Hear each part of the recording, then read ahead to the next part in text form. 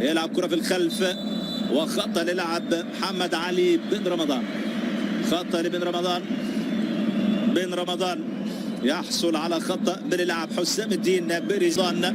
محمد علي بن رمضان والتمريرة وصلت سهلة لفريق شباب بلوزداد. تحرك يأتي من جانب اللاعب ليونيل وامبا اللي بياخد خطأ وركلة حرة. ياخد الكاميروني خطأ وركلة حرة من ياسين مرياح. الثلاث الأخيرة ما بين كلا الفريقين. فوز وحيد لفريق شباب بلوزداد على فريق الترجي، بينما الترجي فاز طبعا العوافي. محاولة من جديد لكرة عرضية، لكن يا ولد يا ولد التسديدة القوية والفرصة الأولى للترجي ينقذها أليكسيس جندوز. أليكسيس جندوز وتصويبة بن حمودة. بن حمودة اللي استلم وسدد أمام ملعوبة، عادت للحارس محمد حمدلوني.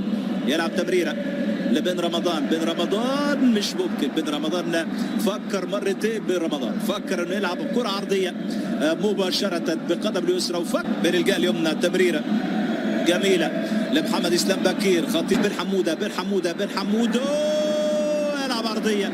حمدلوني كان مكمل في هذه الهجمة على القائم البعيد، لكن برافو عن طريق الجبهة اليمنى. محاولة الآن لكرة عرضية على القائم البعيد خطيرة لفريق شباب بلوزداد. ممكن فرصة للهدف الأول.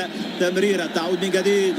إيوالا غيث الوهابي. إيوالا غيث الوهابي عدى إيوالا، لعب كرة بالعرض خطيرة مرت من صدق الدمشي. ركلة ركنية.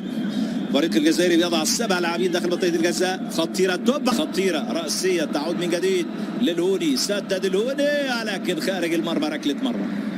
هذه الكرة الثانية وهي الكرة لنفس رجل الصعود. خطيرة مقطوعة. الفرصة للترجي. مراوغة تأتي الآن وهدف أول يضيع على فريق الترجي.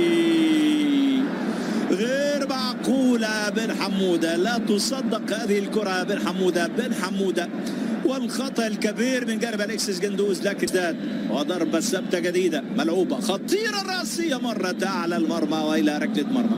ضربة رأس أتت من جانب اللاعب ميلود ربيعي. ميلود ربيعي خدها بدل عام 85 في بطولة كأس العالم للشباب. تدخل يأتي ومحاولة من جديد لفريق الترجي. ترتد مرة أخرى خارج الملعب. ركلة مرمى.